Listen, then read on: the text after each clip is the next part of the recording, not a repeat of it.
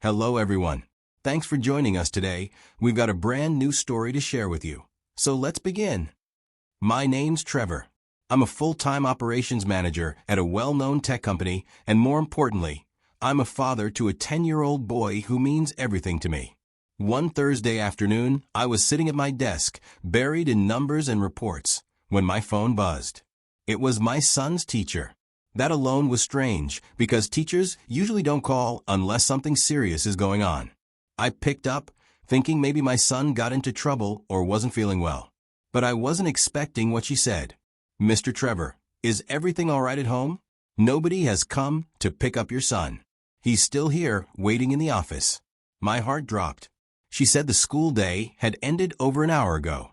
That didn't make sense. My wife always picked him up. That was the arrangement, always had been. I tried calling her immediately, but each call went to voicemail. No message, no answer. I told the teacher I'd be there shortly and rushed to my supervisor's office. I explained the situation quickly, told him my son had been left at school, and I didn't know where my wife was. He waved me off and told me to go. As I drove, I tried calling Katie. Again and again. But every call went straight to voicemail. It didn't make sense. Katie might have been cold to me lately, but this wasn't her. Or, at least, it wasn't the version of her I still believed in. Sure, the love between us had been slowly crumbling for the past several months. Conversations became shorter, and smiles between us became rare. She'd started shutting me out. Sometimes I felt more like a roommate than a husband. I sent her a few texts while I was driving. "Where are you?" "The school called. You didn't show up. Is everything okay? Call me, please." No response. Each minute that passed without a reply made my chest tighten more. I didn't want to jump to conclusions, but my gut was screaming that something was wrong. Every red light felt like it lasted forever. Every turn felt slower than it should have. And all I could think was, why wouldn't she answer me? I pulled up to the school, and my son was standing near the office doors, his little backpack slung over one shoulder. He'd been waiting an hour. I could see it in his eyes. When he saw me, his face lit up for a second. He climbed into the back seat without a word and buckled his seatbelt. We pulled out of the lot, and a few minutes into the drive, he asked, in that soft voice kids use when they're not sure if they're doing something wrong, "Why didn't Mom come today?" I could have told him the truth, that I didn't know where she was, that she wasn't picking up her phone, that I was just as lost as he was. But he's just a kid. He didn't need that weight on his shoulders. So, I lied. I told him Mom was really busy today, something came up, but she would have come if she could. He looked at me through the rearview mirror and just nodded, like he wanted to believe it even if it didn't make full sense. The rest of the drive, he didn't say a word, just stared out the window. And I couldn't stop glancing at him.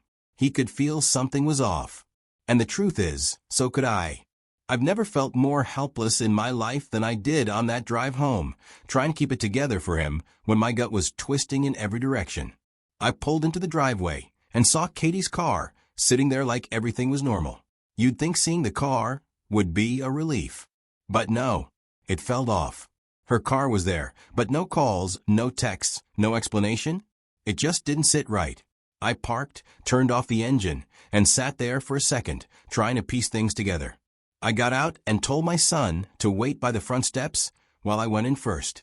I didn't want him walking into something confusing or upsetting. I opened the front door slowly, listening. Nothing. I called out her name twice. Nothing. I checked the kitchen, the living room, and the hallway. Empty. That's when I knew something wasn't right. I came back out and told my son to go in and change into his home clothes. He nodded quietly and walked to his room.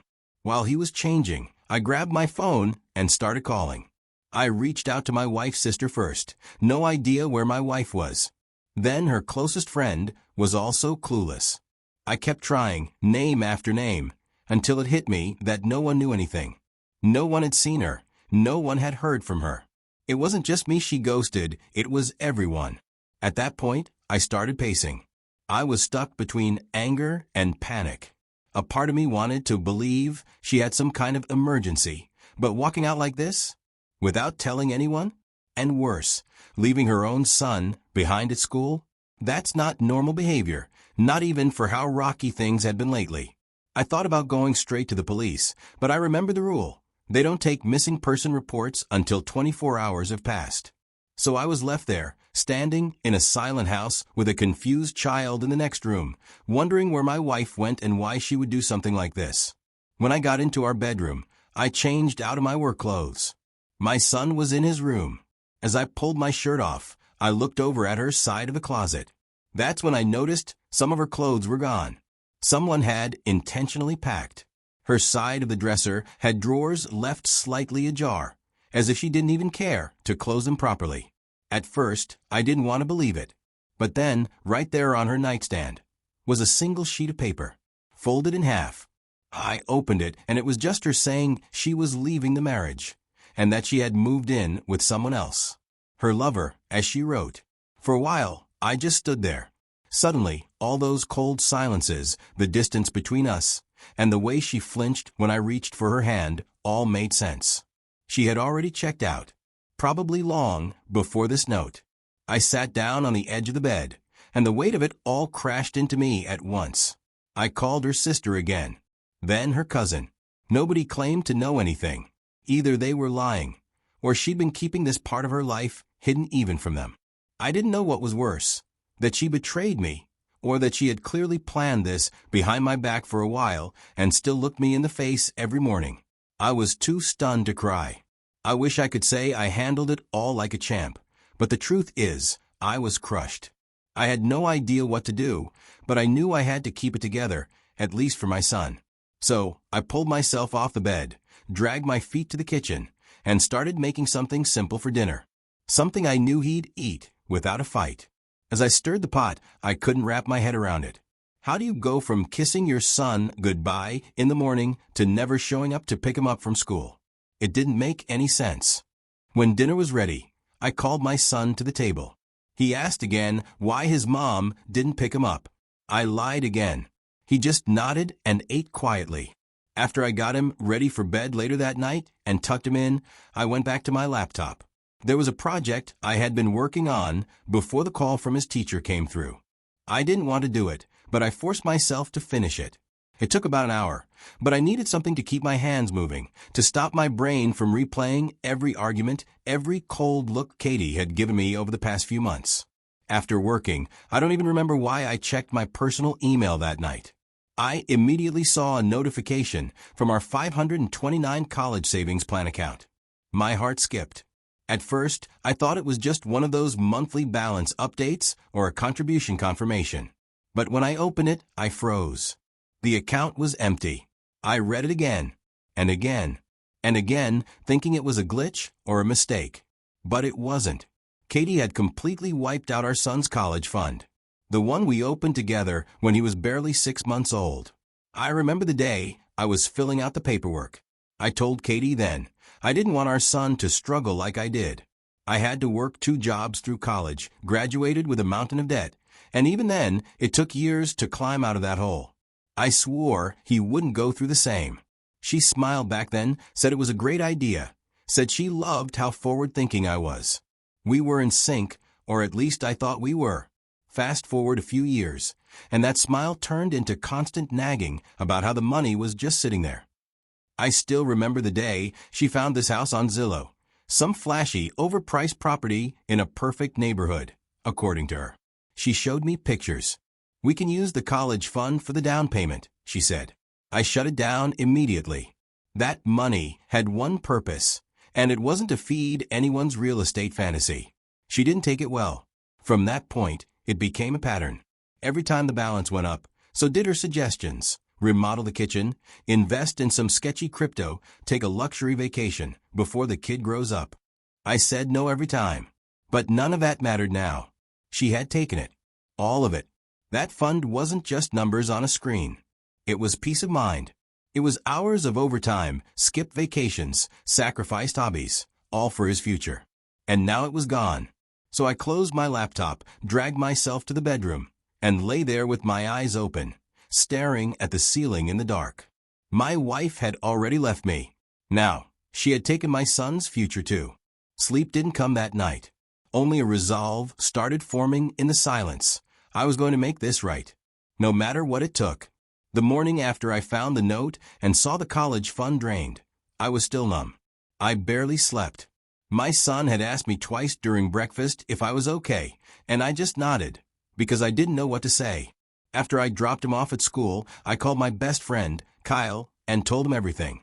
Then Kyle told me, flat out, that I needed to speak to a family attorney right away. He even gave me the contact of someone he trusted. That same afternoon, I found myself sitting across from an attorney. I laid everything out. He listened without interrupting, which helped. Then, he started laying out a plan. First, he told me we had to act immediately. File emergency motions to freeze any shared accounts and credit lines so she couldn't touch anything else. Then, we needed temporary court orders to secure custody of my son and protect the remaining assets we still had. He explained that because the college fund was a 529 plan, Katie had a fiduciary duty to use that money strictly for our son's education. By taking it to run off with some guy, she broke that duty, and we could use that in court. That was the moment things started shifting for me. I went from crushed and confused to focused. We filed the motions that very day. Once the 24-hour mark passed, I followed through on the next step and filed a missing persons report with the local police. I explained that Katie left suddenly, left no information behind, and hadn't contacted anyone. I was careful not to let emotions take over. The police took it seriously. Within a few days, they tracked her down. Katie had flown out to Las Vegas with her lover. Knowing where she was only made the betrayal sharper, but it also helped strengthen our legal response. Back with my lawyer, we agreed it was time to hit back, formally. We moved forward with a civil suit not just against Katie, but against the man she ran off with. We demanded restitution for the college fund. The attorney filed motions to subpoena financial records, Katie's bank accounts, her credit card activity, and any wire transfers she'd made. What we uncovered confirmed everything we feared. Not only had Katie taken the money, but her lover had benefited directly from it. Some of it was transferred into an account linked to him. Some was used for travel and hotel stays under his name. That opened the door for a bigger legal strategy. My lawyer expanded the suit. We added charges for unjust enrichment, meaning he received money he had no legal right to. Then civil conspiracy, because he knowingly participated in a scheme that hurt our son's financial future. I couldn't let this slide. From that moment on, everything I did in court was for my son, and I wasn't backing down. Filing for divorce wasn't just something I did out of anger. It was something I had to do to protect myself, and more importantly, to protect my son. My lawyer told me, we're filing for fault-based divorce. You've got grounds, adultery, dissipation of marital assets, abandonment, and we're going to use all of them. The lawyer walked me through every step. We requested sole legal and physical custody of our son. He told me that with the way Katie disappeared, the judge would see her as unstable. And honestly, she was. Any woman who could take off to Vegas with her boyfriend and drain a college fund meant for her own child didn't have any business being the one making decisions for that child's future. My attorney also filed a restraining order to stop her from accessing or spending any other marital assets. That was critical, especially now that we knew she was capable of clearing out entire accounts without blinking. We made it clear to the court that this wasn't just about a breakup. This was about betrayal, recklessness, and theft that impacted a child's future. So we demanded a favorable asset division. At that point, I realized that whatever love I had left for her was gone. When the court proceedings began and I saw her for the first time since she disappeared, I didn't feel anything. She walked in looking like someone I used to know. She didn't make eye contact. She sat beside her lawyer and tried to argue that she took the money as part of what she felt she was entitled to, her piece of the marriage settlement. Her exact words. She claimed she knew things weren't working, so she figured she was just taking what was hers. But the judge didn't buy it. Not after seeing the timeline. Not after seeing the bank records. Not after hearing that she vanished without notice and left a 6-year-old sitting at school with no idea why his mom didn't come. Full custody was granted to me. Katie was given supervised visitation, limited, and only when she could prove stability. The court also ruled that she was to repay the entire college fund as part of the divorce settlement. But that wasn't the end of it, because her boyfriend was also dragged into the legal mess. He benefited from the stolen money. The records showed hotel stays, expensive dinners, even a down payment on a used convertible. All of it came out of that fund. So we held him accountable, too. The court made him jointly responsible for repaying what was left. I'll never forget her reaction when the ruling was read. Katie broke down crying. I just watched. Because that moment was the sum of every decision she made. Was I angry? Absolutely. Was I hurt? More than words could say. But in that courtroom, for the first time in months, I felt something close to justice. It didn't erase the pain, but it mattered. And it was enough for now. The legal battle was necessary, but it didn't patch up the part of me that was gutted the moment I found out Katie had been cheating. Getting custody was a win. So was forcing Katie and her boyfriend to pay back most of what they took. It was justice, sure, but it didn't make the pain disappear. You don't stop hurting just because a judge sides with you. There's still this scar inside, where trust used to live. I used to believe marriage meant something. I thought we were partners. Turns out I was building a life with someone who already had one foot out the door. But the worst part wasn't losing her. It was explaining things to my son without breaking him. He's too young to understand betrayal, but he knew something wasn't right. Kids are sharp like that. I had to be two parents at once. I cooked, cleaned, and helped with homework. Looking back, I realize I can't change what happened. Katie made her choices, and she had to live with the fallout.